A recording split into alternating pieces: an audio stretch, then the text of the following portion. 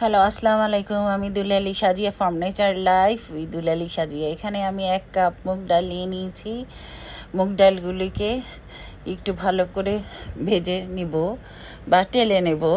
একদম লাল করব না, গ্রান আসা পর্যন্ত লাল করব, যেন কালো না হয়, পুড়ে না যায়, সেদিকে খেয়াল করবেন। তারপর আমি ভিজিয়ে রাখবো ডালগুলিকে, 10 মিনিট ভিজিয়ে রেখে ধুয়ে নেব। এখানে আমি একটি প্যানে একটু তেল দিয়ে পেঁয়াজ কুচি দিয়ে দিয়েছি, 1 চামচ আদা পেস্ট, 1 চা চামচ রসুন পেস্ট, হলুদ গুঁড়ি, ধনে গুঁড়া 1 চা চামচ, জিরা গুঁড়া আধা চা চামচ এবং মরিচের গুঁড়ো 1 চা চামচ দিয়ে ভালো করে কষিয়ে নিচ্ছি একটু পানি দিয়ে। ভালো করে কষানো হবে যতক্ষণ পর্যন্ত তেল উপরে না উঠছে। আমি একটু ঢেকে দিচ্ছি, একটু নেড়ে চেড়ে নিচ্ছি।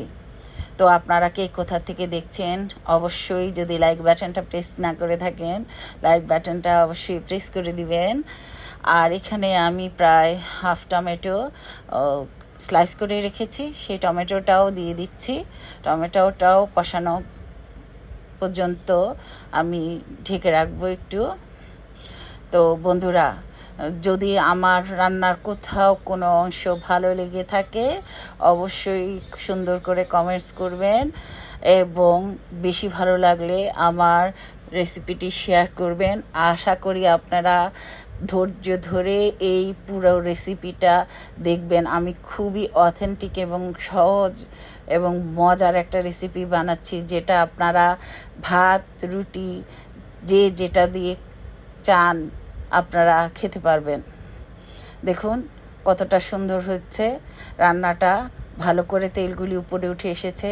এখন আমি এখানে যেই ডালগুলো ভিজিয়ে রেখেছিলাম সেগুলিকে ধুয়ে নিয়েছি, সেগুলি আস্তে আস্তে ওখানে পানি চেকে দিয়ে দিচ্ছি। এই মশলার মধ্যেও ডালগুলি আরেকটু কষিয়ে নিব। ডালগুলি দেখুন এমনভাবে ভেজেছি আমি, একটুও কালো নাই, সুন্দর একটা ভাজা হয়েছে, কারণ ভাজার উপরেই সব। এখন আমি মশলাগুলোর মধ্যে ডালটাকে ভালো করে কষিয়ে নিব যতক্ষণ পর্যন্ত তেলটা উপরে না উঠছে। এই সহজ রেসিপিটা আপনারা অবশ্যই একবার হলেও বাসায় ট্রাই করে দেখবেন। আপনারা দেখতে থাকুন কত সুন্দর এবং কত মজার হয়েছে রেসিপিটা। ভালো করে নাড়াচাড়া হয়েছে, কষানো হয়ে গেছে। এখন আমি এতে গরম পানি দিয়ে দিব। আপনারা আপনাদের প্রয়োজন অনুযায়ী গরম পানি দিবেন। যদি ঝোল বেশি খেতে চান তাহলে পানি একটু বেশি দিবেন, আর যদি আপনারা ঝোলটা একটু কম রাখতে চান তাহলে পানি একটু কম দিবেন। তবে মিনিমাম সিদ্ধ হওয়ার জন্য আমি এখানে 4 কাপ পানি দিয়েছি, ফুটন্ত পানি, আর দিয়ে ভালো করে কষিয়ে নিয়েছি। 10 মিনিট পর ঢাকনা নিয়েছি। ডালটা দেখুন সিদ্ধ হয়ে গেছে। এখন আমি এখানে ডিম দিয়ে দেব 4টা। আমরা মানুষ অনুযায়ী আপনারা আপনাদের পছন্দ অনুযায়ী বা প্রয়োজন অনুযায়ী দিতে পারেন। তো আমি ডিমগুলি দিয়ে দিয়েছি। এখন আমি এখানে কিছু গোটা কাঁচামরিচ দিয়ে দিচ্ছি ফ্লেভারের জন্য, আর কিছু ধনে পাতা কুচি করে রেখেছিলাম সেগুলি ছিটিয়ে দেব। ছিটিয়ে একটু ঢেকে দেব। ঢেকে আমি একটা তড়কা দিব, মানে একটা বাগার, কীভাবে বলেন, বা ভাজনা। এর জন্য আমি একটি প্যানে একটু তেল দিয়ে দিয়েছি। আপনারা জানেন আমি তেল খুবই কম খাই, সেজন্য আমি তেলের পরিমাণটা কমে দিয়েছি। কিছু শুকনো মরিচ দিয়ে দিয়েছি, একটুখানি গোটা জিরা দিয়ে দিয়েছি। ভালো করে ভেজে নেব।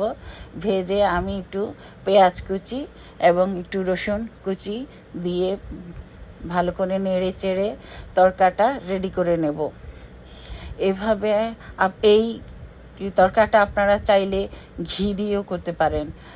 ঘি দিয়ে করলে এটা আরও বেটার টেস্ট হয়। তো যাই হোক, আজকে আমি সয়াবিন তেল দিয়েই করছি, আপনাদেরকে সেটাই দেখাচ্ছি যেন সবাই করতে পারি ইজিলি। তো ভালো করে নেড়ে চেড়ে ভেজে নিচ্ছি। আমার ভাজা হয়ে গেছে। আর দেখুন, খেয়াল রাখতে হবে যেন কালো না হয়ে যায়। এই পর্যায়ে আমি তরকাটা দিয়ে দিচ্ছি। মাশাল্লাহ, দেখুন কতটা সুন্দর এবং কতটা লোভনীয় হয়েছে। আমি আশা করি আপনারা আজকের রেসিপিটা, এত ইজি ওয়েতে মুগ ডাল দিয়ে ডিমের এই রেসিপিটা একবার হলেও আপনারা বাসায় করে খেয়ে দেখবেন। খুবই সুন্দর এবং সুস্বাদু একটা রেসিপি, যেটা সবাই পছন্দ করবে, ছোট বড়। এবং মরিচগুলি যখন ঘষে ঘষে ভাত দিয়ে খাবে তখন আরও টেস্টি লাগবে। তো আজকের মতো এতটুকু, আবার দেখা হবে। আল্লাহ হাফেজ।